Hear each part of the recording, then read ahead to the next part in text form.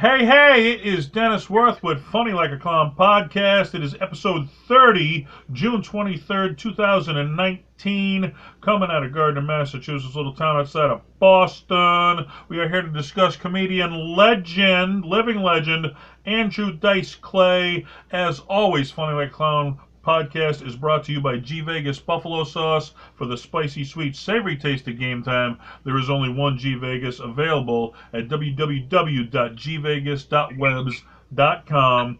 So go get yourself some buffalo sauce, listen to the podcast over some chicken wings, and to discuss the Dice Man, we have Boston comedian Shawn Sarro on the phone. Shawn, welcome to the show. Thanks, Dennis. How you doing? I'm doing all right. How's life in Boston? It's okay. Just trying to stay busy. That's all you can do in comedy is try. Keep going, keep hitting mics, and hope something happens. But what makes Andrew Dice Clay one of your favorite comics? Oh, he was probably the first comedian I've ever seen. Like when I was a little kid. Really? Yeah, I remember like watching HBO, but like the volume down real low so my mother wouldn't hear. Yeah. And I got. I remember those days. You gotta hide in your room and hug your head in your pillow, laughing so they don't hear you, right? Yeah. But I mean, all the stuff he's done, and he's had a long legend. We got a lot of stuff to go over. But do you have a favorite memory of him? That's probably my favorite memory is watching the old clips, like his special, and then seeing him on Dangerfields. The Dangerfield special, yeah. Well, I'll tell you, Rodney broke a lot of legends in. Him, Sam Kinison, Roseanne Barr, Tim Allen. He gave all the comics we listen to today their starts. So, but I mean, I put Dice Clay in the living legend category because I mean, you got comedians like Sam Kinison, Chris Farley, Belushi. You know, their lives were ended early. So I mean, the stuff they put out was amazing, but they didn't have the long careers that the Pryors and the Carlins and Andrew Dice Clay had. So I have to put him in the living legend category. Would you agree with that? Oh, yeah. I mean, just the amount of work this guy's put out over the years is just amazing to look on the longevity of his career. And, your comedy's a tough business. You don't survive long in this business unless you keep your nose to the grindstone, Exactly. You always got a constant grind. All right, so let's see. Andrew Clay Silverstein, he rose to prominence in the 80s with a brash, macho, offensive persona known as the Dice Man. And, well, now do you think, I mean, he came up in the right time because in the 80s nobody was offended by nothing, and nowadays everybody's offended by everything. Do you think that hurts comedy where you have to really watch what you say nowadays? Yeah, absolutely. I mean, I experience it every night when I go out. Yeah, because, I mean, you do a dirty act. You do what we call blue comedy in the field. I mean, well, what are some of the experiences you've had with doing blue comedy? Not getting booked on certain shows. Yeah, it's tougher to get booked because not everybody will accept that type of comedy, right? I mean, yeah, it's tough to do a wedding or something like that doing that kind of comedy. I mean, yeah, it's pretty much the bar scene, right? But I mean, you must have success in the bar scene because I mean that's people that go to bars are looking for that kind of comedy, right?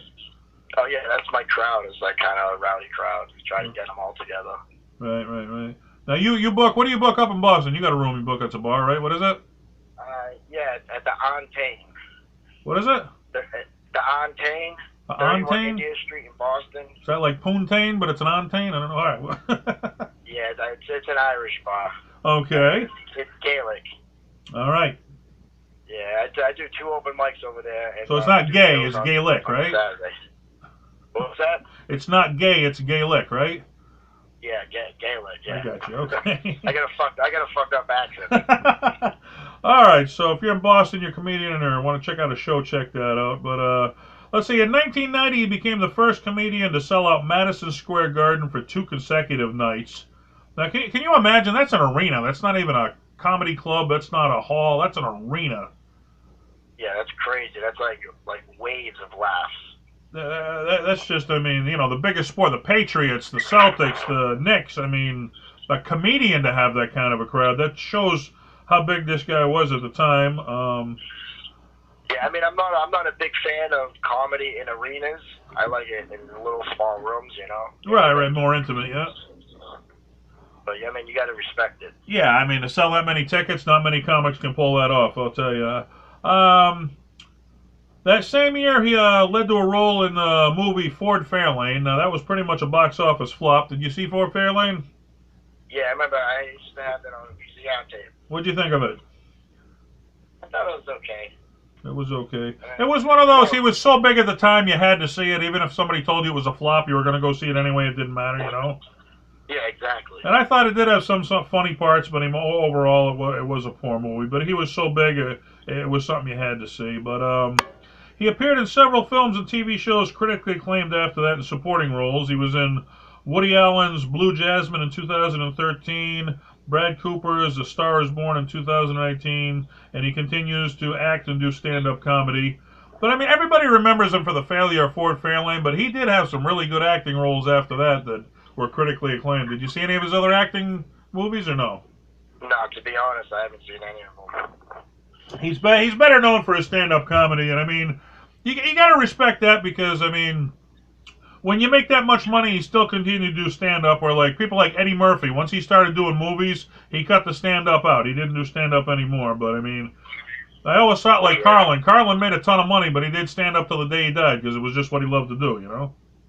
Yeah, I like Red Fox a lot too. Who's that? Red Fox.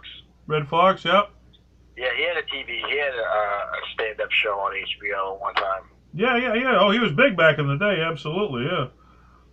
He was in Harlem Nights there. Richard Pryor and Eddie Murphy and Red Fox. He was in that movie, yeah. Sanford and Son classic. Yeah. So let's see. In 2018, I didn't even know this about him until I looked it up. 2018, he launched a podcast, I'm Over Here Now, that lasted for 46 episodes. Did you know he had a podcast or no? No. I didn't either. So I'm going to have to go look up those 46 episodes. That's worth watching, right? Yeah, right. What was it called? I'm Over Here Now. He named it after one of his specials there. Because he had a special called I'm Over Here Now, and then he named the podcast after that, I'm Over Here Now. Yeah. Let's see, he was born in Brooklyn. At age 5, he entertained his family with impressions. He attended school in New York where he worked the circus. He was a drummer to begin with in the 70s. He played bars, bar mitzvahs, weddings under the name Clay Silverstein. He went to pursue a higher education but dropped out to pursue comedy full-time. He credits his inspirations as Elvis, the Fonz, John Travolta, and Sylvester Stallone. But who are some of the guys besides Dice who inspired you to want to do comedy? Eddie Murphy, Rodney Dangerfield. The classics, yeah, of course. But Dice was pretty much your number one guy, or? Yeah, because we the first one, you know. Yeah, it opened you up to everything he did, right? Now, I worked with a kid, and he don't even remember. I don't want to date myself, I'm old, but he don't even remember who the Fonz is. Do you remember who the Fonz is? Oh yeah, hell yeah. From Happy Days, all right. So it's not. I was in shock he didn't know who the Fonz was, but I mean, let's see. He began stand-up. He auditioned at Pep's Comedy Club in 1978, which turned into a headlining gig the following week. So they must have really liked his act when he auditioned. His act took 3 weeks to put together with impressions including Jerry Lewis's Nutty Professor and John Travolta from Grease. And other than, Jerry Lewis and John Travolta, one of the personas he had was the Dice Man, which that was actually a character he did within his whole act. It wasn't his entire act at the time. But do you remember in his early stand-up him doing impressions of Jerry Lewis and John Travolta? I've never actually seen him do that in a stand-up routine. Yeah, it was one of his earlier ones. That was his act where he did.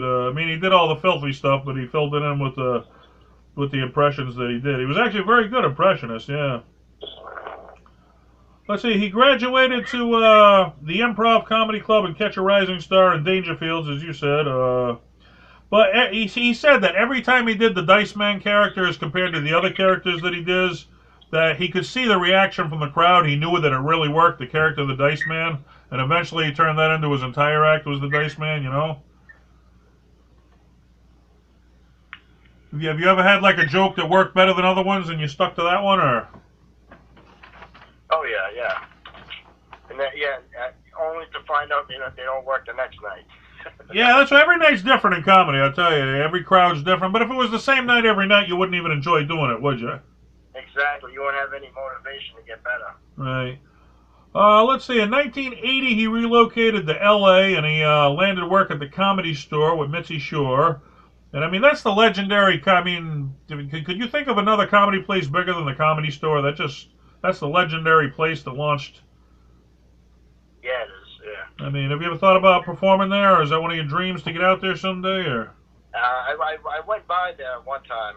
I signed up for the open mic they had over there. There was probably like 100 people on the list. It was a yeah. lottery. I didn't get picked though. Oh. Well, I got connections. I went down there and I actually did perform in there, so I can always say I performed at the Comedy Store. So that's kind of cool. So, he wasn't an immediate success at the Comedy Store because other acts wouldn't follow him because he was too dirty, and I mean he'd get a big reaction. But I mean, have you ever dealt with that in comedy where you don't get booked? Well, I mean you're starting out, but I mean it gets to a level when you start getting more laughs than the headliner. People don't want to book you anymore because they don't want you stealing the show from them. They want to be, the star of the show. And I got to the point when I was feature and I was starting to get, more laughs than some of the headliners that were booking me at the time. Then they stopped booking me because they didn't want me stealing the show from them. But have you ever had experienced something like that where somebody wouldn't book you for an odd reason? No, not for that. Not for those reasons. Not for those, just for probably being too dirty, as you mentioned, right? Yeah, just they think I'm a liability. Well, so you experienced some of the same stuff Dice did, so they had to put him on late night. He said where he performed for about at the end of the night, when everybody else was done, he performed for the 10 drunks that were left there in the crowd. Which I mean, we've had a lot of those nights, right, coming up. Have you ever played like a really divey place coming up where you got a good story? A real divey story. No, have you ever played a place that was a real dive? Yeah, I got a few stories. I got another crazy story though. Like I played a Dominican festival once. Yeah. And there was no host or anything, and it was just me and this other comedian. We had to open up the show. So she handed me the mic cold and told me to open up the show. She let some white guy go up and start the Dominican festival. The people did not want me on the stage at all. Listen, I was 2 minutes into my set. And somebody yelled, "Get the fuck off the stage!" Oh, that good of a night. I've had nights where, somebody tells me you're the headliner. We got 2 people opening for you. I show up. Oh, the openers didn't show up, so you're going up first. Like, wow, what? I got to go up cold here? I get no warm up, nothing. Wow, they canceled. Like, I played a place up in Worcester once. In the middle of the show, some old lady came in with a brown paper bag and was trying to sell people fish out of a brown paper bag. That was one of the classy joints I played coming up. But nobody starts at the top, including Dice. Yeah. He was at the Comedy Store performing with 10 drunks. In 1982, he got his first role in Wacko. That was, I remember the name. I don't think I've ever seen the movie, but I do remember him getting a role in that. Then one night at the Comedy Store, they asked him to fill in for a comic that had canceled, and this was mainstream time. And he didn't have his props to go up with to do his, characters and stuff. So he said he just went up and said whatever popped into his head. And that was actually, the crowd really responded just to doing the crowd work and insulting people like that. That performance led out to him on roles on MASH and Different Strokes. Do you remember those 2 shows? Yeah.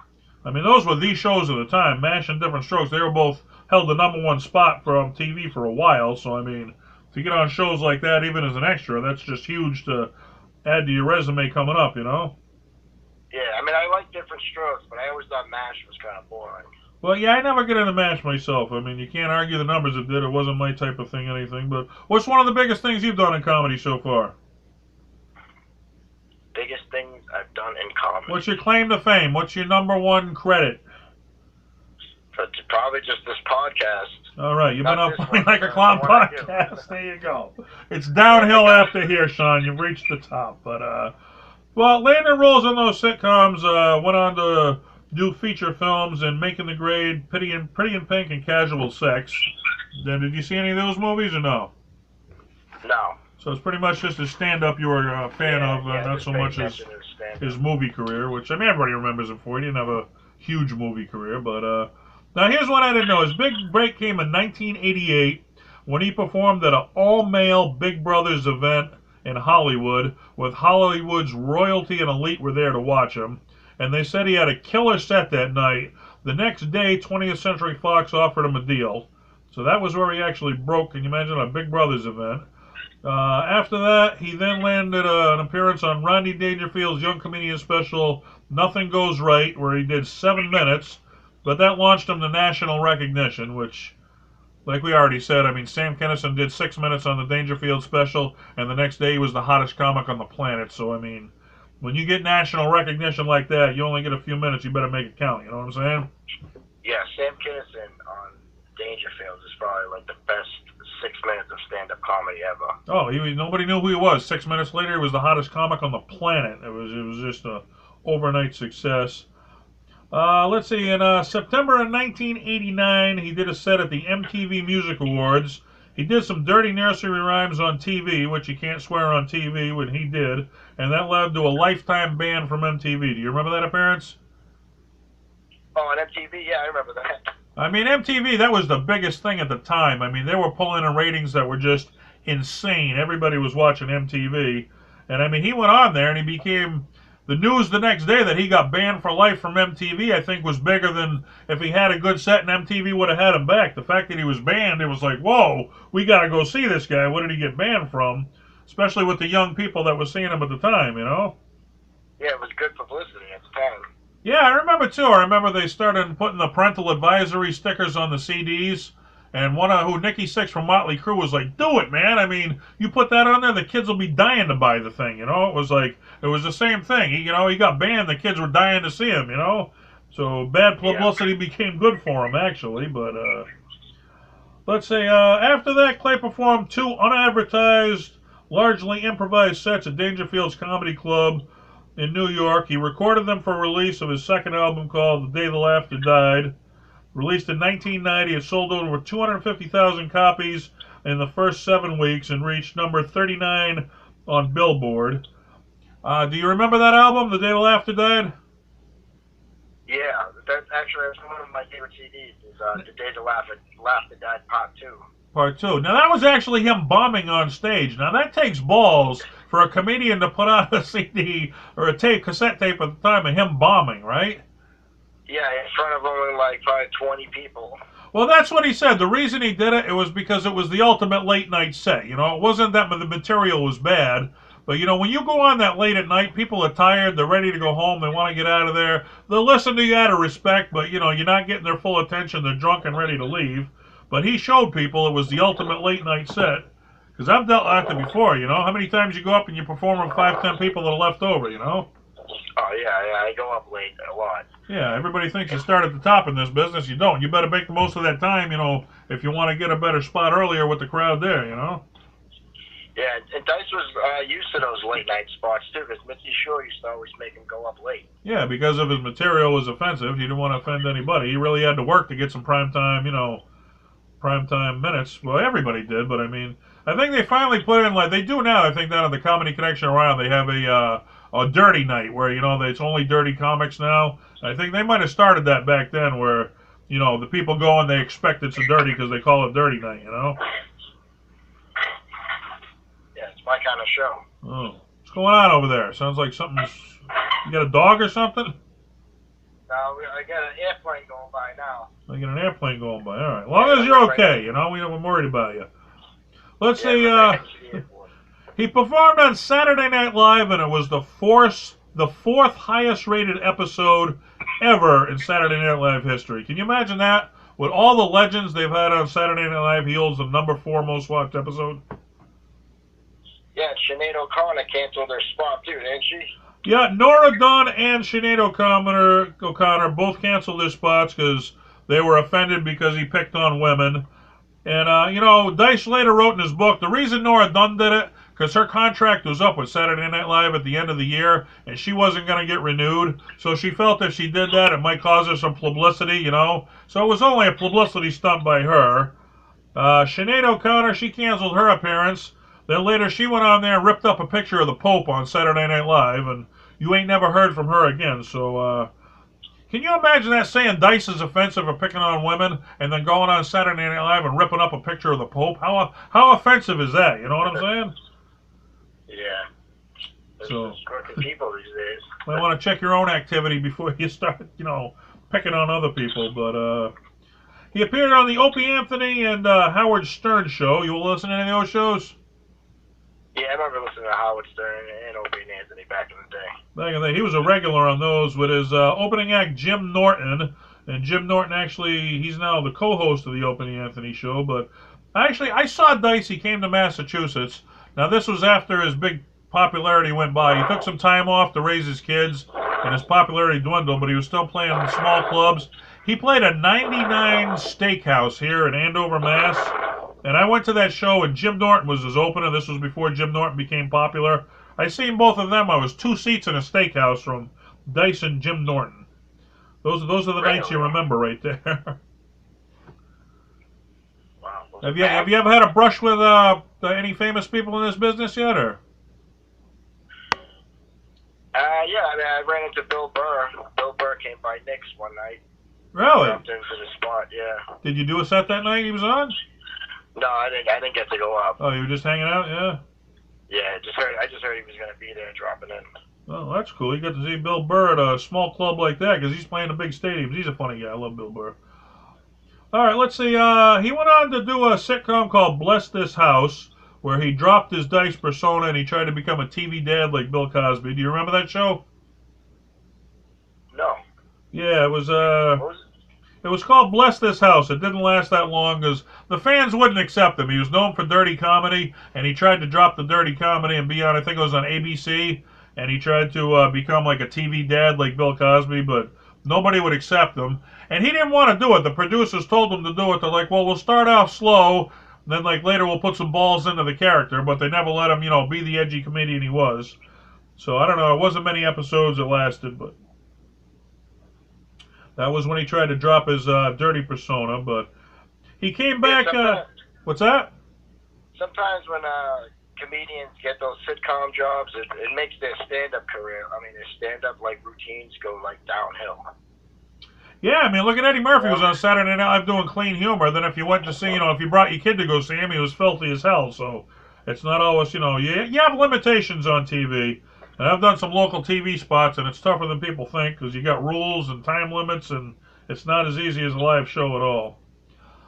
Let's see. He went on to do Dice Undisputed on VH1. It was a reality show. Did you watch any of that? Yeah, I've seen some of that, yeah. Yeah, I watched, I think, almost every episode of that. I thought it was interesting. I was sad when they canceled it because it gave you a behind-the-scenes look at his life, and he was going through he was going through a divorce, and now this guy, it was a short time, right? But he was the #1 comic on the planet, and he ended up broke. He said that, he lost half his money in a divorce, and then he lost the other half that he had left in child support payments. And he was on Howard Stern talking about this. Can you imagine selling out Madison Square Garden and things like that and ending up broke in your career? No, but the shit happens, man, You can have a Netflix special today, and tomorrow you're still going to be in the shitty-ass clubs that you started in. Yeah, I've heard of comics, they get a show on The Tonight Show or something, and they think that's it, this is launching my career, and they say the next day absolutely nothing happened, so you don't know what's going to make you big and what's not, but let's see, he was on The Celebrity Apprentice with Donald Trump. Do you remember watching him on there or no? No, but I read about it. I watched him on there. He was the first one to get kicked off, so he only lasted 1 episode, but he said that they cut out a lot of stuff that Donald Trump really treated him bad, but they cut that out. Then he said he was going to quit the show, and Donald threw him off because he didn't want him to quit, but he didn't last long on there. In 2011, he was featured on Entourage. Did you see any of that? No, I don't. I ain't got time for TV. You're not into the TV thing. It's becoming a thing of the past, TV. Everybody's going to the podcast, so tune in Funny Like Clown podcast. Go there. 2014, he put out a book called The Filthy Truth. In 2015, I didn't know that. I gotta look this up. He did the Blue Show on Showtime, where he hosted a bunch of comedians doing blue comedy. Which I've seen that. Oh, did you see that? Was there any other big names, or was it a bunch of no names that he brought on there with him? I want to say Jim Norton was on it. Okay. But Jim, he was real young too. Yeah, there's few places and there's few comics that'll give a blue comic a break. There's less places you can perform and less people that want to work with you. And I know a lot of comics, they're quitting comedy from back in the day because they're so sick of people getting offended by everything. Yeah, you gotta watch what you say up there. It's a different day and age. Showtime gave him his own series, Dice, which That was actually a pretty good show. I enjoyed it. Picked up for a second season, but the early into it, it got canceled out. And 2017, he competed with his wife on My Kitchen Rules. It was a cooking show that he had. But all right, let's get into his discography because this is probably where you remember him for. In 1989, he put out his first cassette tape called Dice. Do you remember that one? That was when he first hit it big. Yeah, I remember him coming out with a leather jacket.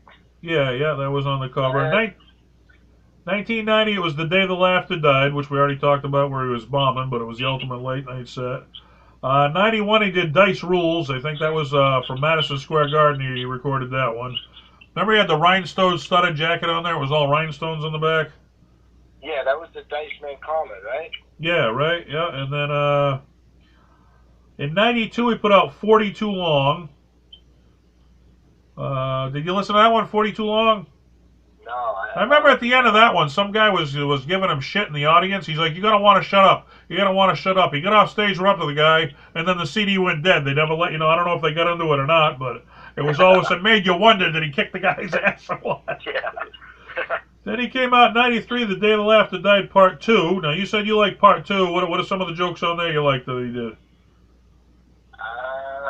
He's got so many gems on there. One that stands out is he's like, I'll fuck you with one sock on, so I have something to wipe my prick off. That's hysterical. I like that one, but let's see. In 93, he came out with No Apologies. In 1988, he came out with Filth. Now, and I remember Filth. The only place you could buy it was on his website, so it wasn't like a major release CD. It was really hard to get a hold of. It was a 3-part thing, 2 CDs and 1 bonus CD. Then in 2000, he came out with Face Down, Ass Up. And then the comedy CD's kind of gone a thing of the past because everybody's like trading them online for free and you can't really make any money out of it. So do you think that's a downfall for comedy, that people aren't going to experience the CDs we did as kids? Yeah, I mean, everybody's going to the internet now. Yeah. So it's more DVDs now that you got to pay to see, per view or something, because you play even those. And not many comedians sell merchandise on the road either. Yeah, I mean, it's not easy where everybody's got a camera, they can pull it out and record you live. It's like everybody's getting too much for free. They're killing artists and what they do. Let's go over his DVDs. He had One Night with Dice, The Dice Man Cometh, Dice Rules, For Ladies Only. And I remember when he did For Ladies Only, it was starting, the media was really, I mean, he didn't give a shit what the media thought, but he was really catching a lot of flack for picking on women. And For Ladies Only, he started picking on men instead of the women, and they said that was as close to an apology as you'd ever get from Dice, was he started picking on men instead of women. So, but I mean, you can only go so far with free speech, and, when people stop listening to you, you got to kind of give in a little bit. He gave in a little there. After that, he came out with No Apologies, The Valentine's Day Massacre, Assume the Position, I'm Over Here Now, Undisputed, and Indespicable. Now, what do you remember any of those albums there? I've seen a little bit of Indespicable. I remember he was the highest paid at the time comedian ever play Vegas. He signed a contract out in Vegas, and I think he did 2 of them, I'm Over Here Now and Assume the Position. I think those are both from Vegas. And he still tours there now that it's over, but I mean, just some of this stuff, I mean, he even said himself during one of the eggs, I can't believe you people pay money to come see this stuff, because he was just so off the wall filthy, and it's like, well, people were loving it. I mean, there is he already had the following for blue comedy, where if you started it now, it'd be tougher because everybody's offended, but I mean, he already has the following, that follow him. They know what to expect when they go to see him, so they're not getting offended, Yeah, I'm sure he can go on tour now and still sell seats. Oh, sure, yeah, he's back making big money now with all his work he's done on Showtime and stuff. He said his dream, he wants to come back and sell out Giant Stadium. That's his goal. He's trying to make his comeback in his old age now that he's raised his kids. He took time off, he went through the divorce, he raised his kids. Now he's making his comeback, and he's trying to sell out Giants. Well, how about we take a few fan questions? You want to take those? Yeah, sure. All right, I'll tell you what the fans had to say, and you just give me your opinion on them. Mike Jacob says, the nursery rhymes. What are some of your favorite nursery rhymes you remember him for? There's just so many of them. I can't really pinpoint one of them. But I mean, those nursery rhymes are so good. Like, I mean, he wrote them a long time ago. I think he could still perform them because they're like classic songs. Like, you know. Well, his son told him that he stopped doing the nursery rhymes because everybody said he didn't put out no material. But coming out now, it's like his son told him people want to relive their childhood. That's what they're going to see. They want to hear the nursery rhymes. It'd be like going to see Aerosmith and them not playing Dream On, or going to see AC/DC and not playing Back in Black. It's like you want to relive your childhood and growing up with those nursery rhymes that he had. So he had to put them back into his act, and that's why he's selling seats again. Yeah, and he had people like singing the punchlines, everything. Oh yeah, right along. Now maybe you can explain this one to me because somebody wrote in that he stole the nursery rhymes from Otto and George, and I have no idea who Otto and George is. Do you have any clue what's going on there? No, I don't think he stole. I don't think he stole from them. Well, who the hell is Otto and George? The humor's very similar. Dirty, insultive comedy. Okay, now were they out before the Dice Man, or who are they? It was around the same time, in the 80s. Really? Yeah, early 80s. Otto and George. I never heard of them. I'm going to have to look them up. Okay, but let's see. Mike Balbato writes in, I don't like none of his work. He's a hack. Do you think he was a hack? No, I don't think he was a hack. No, because it was innovative. He was the first comedian to even do something like that. Right. Well, I gotta say this. This was my time. I grew up on comedy, and I mean, this was like I was a teenager. This was the peak of my comedy awareness. And he actually did steal a couple of jokes from Sam Kinison on his first album, where Sam Kinison put out a joke, how does a guy look at another guy's hairy ass and find love? And then Dice put out a CD after him, oh, I go to the beach and I see a hairy guy's ass and say I'm not leaving the beach till I get some of that. It was the same joke, and it was rewritten a little bit different, which, to Dice's credit, he admitted that. He's like, so what, I'm the first comic to steal another comic's joke, which... it shouldn't happen, but I mean, that's a main thing. Robin Williams got his ass kicked a couple nights at the Comedy Store because he sold some other comics routines. But what's your opinion on stealing routines? I feel that happened a lot more back in the day because all you only heard it in the clubs comedy. Right. But now they got the internet, so people are more That's a good point. Yeah, that's what they say now. If you can get it on YouTube, you can date it that you were the first one that did it. I mean. So whoever gets it on YouTube first, it's yours because you've got it dated, Yeah. All right, let's see. Bill Saunier writes in, he was an innovator. He was rude and crude, but he was never personal. Which, I mean, he picked on women as a whole, but, I mean, he never named any names, of people that he really went after, He never really attacked personally anybody. It was always subjects. Yeah, no, it was all fun. It's comedy. Yeah. Well, they say even in comedy, though, I mean, there's a few things, race, religion, and disease. Those are the big three in comedy you're not supposed to touch. But you either got a sense of humor or you don't. You either get it or you don't with this guy, Yeah, it's all how the audience member interprets it, Right. I mean, there's guys like me and you, we don't get offended by nothing. And there's people like, other people in this business, they get offended by everything. So it's all kind of, I guess, how you were brought up and, what you used to. I mean, there's no right or wrong with it, but... Let's see, Mike Mancuso writes in a Ford Fairlane quote, I get into the hottest clubs, bars, and chicks. Now, that's a rude statement right there, but it's funny. I mean, I think it's funny. I don't take offense to it, Yeah. But I guess if you're a girl, you're going to get into comparing to a club and a bar, I guess you could get offended if I try to tell everybody it's humor. It's not meant to be taken serious. It's meant to make you laugh. That's why it's funny, because you wouldn't do it in real life, Exactly. And most of the shit I say on stage, I would never say off stage. Off stage, right. It's an act. It's what you do. It's people go to relax. You don't want to, you don't want to work. You want to laugh.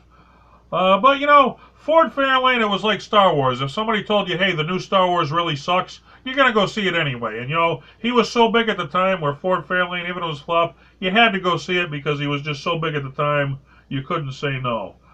All right, let's see. One of your friends, Kenny Capozzi, writes in, I'll get back to you in an hour. Do you remember that? An hour back? Hour back. Get it?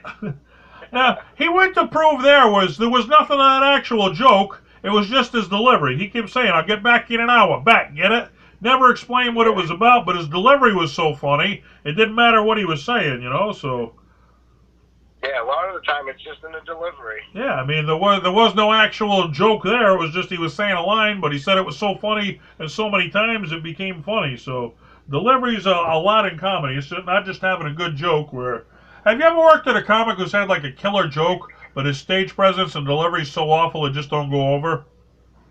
Oh yeah, I see it all the time. I know, and I think to myself, man, give me that joke, I'd tear the place up with it, and it's like, well, it just, mic time, that's what'll get you remembered. All right, you ready for some trivia? We end every show with some trivia. You ready? Go ahead, I'm pretty dumb. All right, well, I'm going to give you 3 questions about the Dice Man, and I'll say nobody ever does good on trivia. Most people go for 3. A couple people have gotten 2 right. Most people go 1 or 0, but it's information anyway. I will say, if you do go 3 for 3, we send you a bottle of the G Vegas Buffalo Sauce, our sponsor. Do you like buffalo sauce? Yes, I do. All right, you go 3 for 3. We're going to ship you out some G Vegas Buffalo Sauce. All right, Dice claims that he helped reunite this famous band that he once opened for. Who is the band? I have no clue. Dice claims that he helped reunite this famous band he once opened for. It was Guns N' Roses. I was just going to say that. See? Well, you said you didn't know, so I gave you the answer. But I know. he said he was so nervous, too, about opening up for Guns N' Roses because it was a musical band and he didn't know how they'd react to comedy. And he said 5 minutes in, he could have stood there all night. They really accepted him, but I guess Guns N' Roses and Dice, they got the same audience, so it all worked out. All right, let's see. Number 2, MTV lifted the Lifetime band that they had on Dice Man. In what year? What year did they lift the Lifetime band on?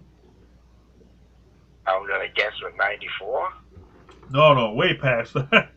He was still there. It was 2011. They finally lifted the Lifetime band on Dice, which they don't even play music on MTV anymore. I don't even know if anybody's watching it, so maybe in a retrospect, they kind of did it for publicity to get people listening to them again. I don't know, Dennis, what year did they start the band?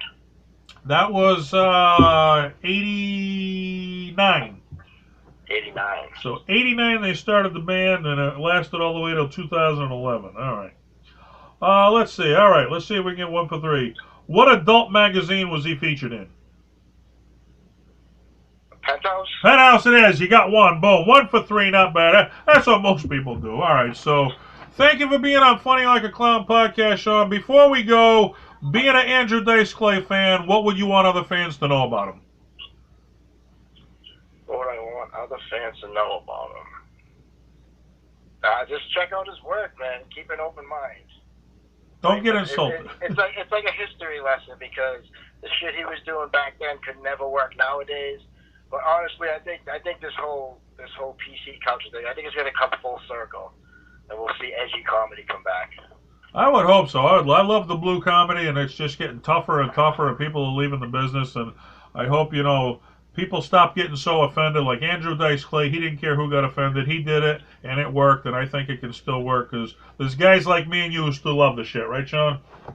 Yeah, because I look at it like this: if you're doing comedy and you're not trying to put boundaries or step over lines, what the fuck are you doing, Yeah, I know. I often say, if you can't take a joke, then what the fuck are you doing in a comedy club, I mean, do you go there just to get pissed off? Yeah, and a lot of these comedians, it's surprisingly that they can't take jokes.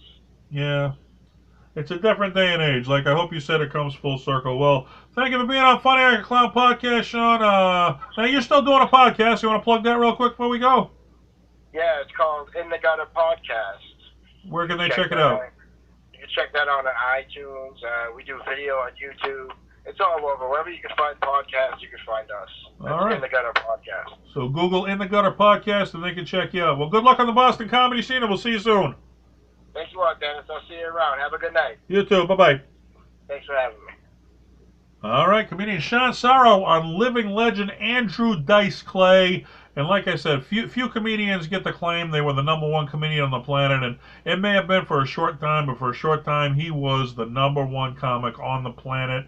And such just a legendary career. He put out so many CDs, so many videos, just gone everywhere, done everything, and I hope he reaches his goal of selling out Madison Square Garden. And what I didn't forget to mention here is I just saw a few minutes ago, and I should have got Sean's opinion on this, but I just saw that he announced him and Roseanne Barr are going on a tour together. So you're going to get the Dice Man and Roseanne Barr together. They're going to call it the Mr. and Mrs. America Tour. So watch that tour coming soon. And those two, they both started out at the Comedy Store together. So, I mean, I guess that's... I had a chance once to see Don Rickles and Joan Rivers at the local casino, and I turned it down thinking, oh, I'll see them next time. Not thinking, how old they were. They both passed away. I'll never see them again. I so regret not seeing that. So go check out the Dice Man. This is Funny Like a Clown podcast. I'm your host, Dennis Wirth. Tell your friends, tell your neighbors. We talk about comedians, the mainstream comedians. You like comedy, tune us in. Let's make this the biggest podcast going. And until next time, keep laughing. Good night.